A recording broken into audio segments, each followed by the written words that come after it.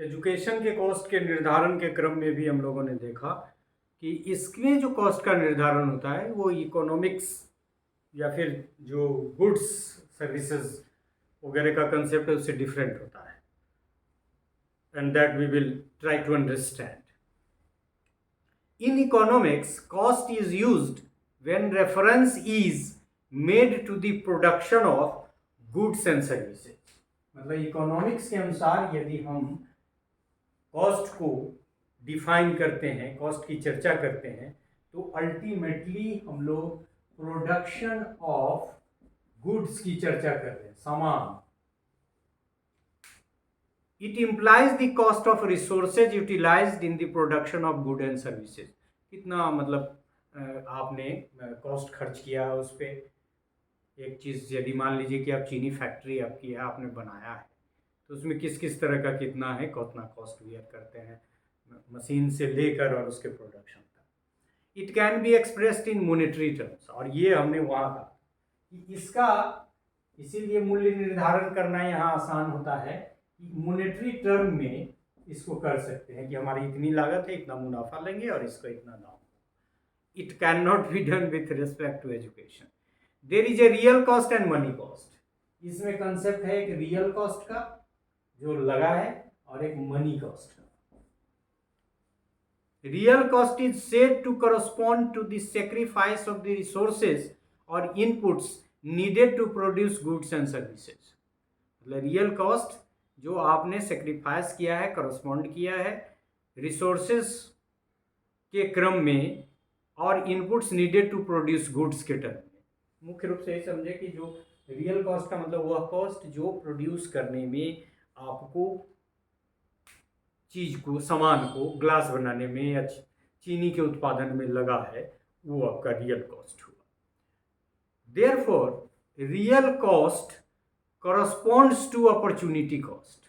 ये opportunity cost की बात हम लोग अलग करेंगे, लेकिन समझ लें इतना कि जब हम कोई चीज़ छोड़ के कोई काम करते हैं, एक बच्चा मजदूरी छोड़ के पढ़ाई करता है तो ये मजदूरी छोड़ रहा है, तो इसीलिए अपॉर्चुनिटी कॉस्ट. लेकिन यदि कोई ओपन सिस्टम से उसको मौका मिल जाए कि काम भी कर लें और पढ़ भी ले, तो उसका अपॉर्चुनिटी कॉस्ट बच जाता है. So as we know, opportunity cost refers to the foregone output that could have been produced. It can produce if the input has been utilized in the next best way. जैसा कि हमने दिया कि उसको छोड़ रहा है या दोनों को यूज कर रहा है. It is with an economic transactor such as a producer or seller or buyer or consumer.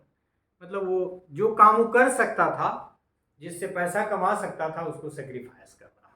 The producer of education may be a government in institution or a teacher or a family. मतलब जो भी produce कर रहा है. The consumer are the consumer or producer या education as investment and consumption में हम लोग इसे बात कर चुके हैं. So no need to focus on too much. The consumer are the students, जानते ही हैं, their family जो खरीदता है, कंज्यूम करता है, और जो प्रोड्यूस करता है वो प्रोड्यूसर हुआ, या मतलब वही क्या बोले उसको, प्रोड्यूसर. ठीक है.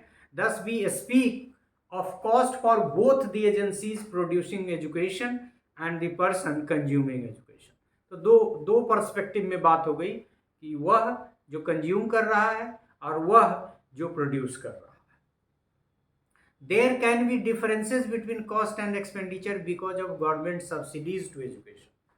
Cost and expenditure में कमी या अधिक गवर्नमेंट की सब्सिडी से होगी, क्योंकि गवर्नमेंट यदि सब्सिडी दे देती है तो घट जाएगा कॉस्ट.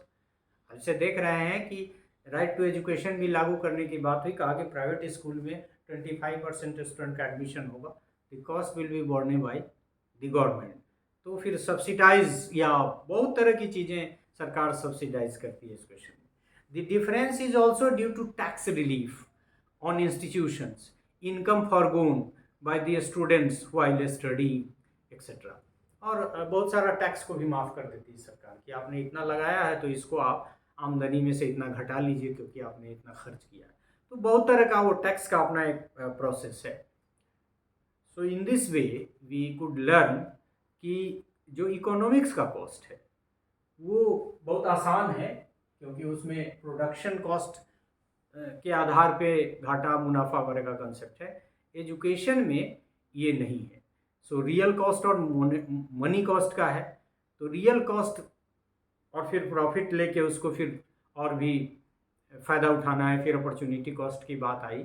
लेकिन जो मुख्य बातें हमको करनी थी वो यह थी कि इकोनॉमिक्स के अनुसार जो कॉस्ट है वो जितना आपने व्यय किया है उसके रिस्पेक्ट में है, और उस पे प्रॉफिट लेने का कंसेप्ट है। एजुकेशन के साथ ऐसा संभव नहीं है, क्योंकि ये वेलफेयर नेचर का कंसेप्ट है। So this is all about this part in which we discussed cost in economics and cost in education. So education का कॉस्टिंग डिफरेंट है इकोनॉमिक्स के कॉस्टिंग से, क्योंकि इसका नेचर डिफरेंट है। So in this way we could learn. और उसके घटने बढ़ने के बहुत सारे फैक्टर है, टैक्सेशन है, रिलीफ है, सब्सिडी है, and like that. Thank you for